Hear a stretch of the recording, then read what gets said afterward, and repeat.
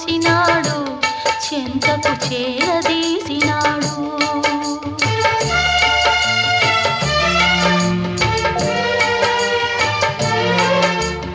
అభమో శుభమో తెలియని లేడి అతనిని నమ్మింది, తన హృదయం పరిచింది. ఆ తరువాత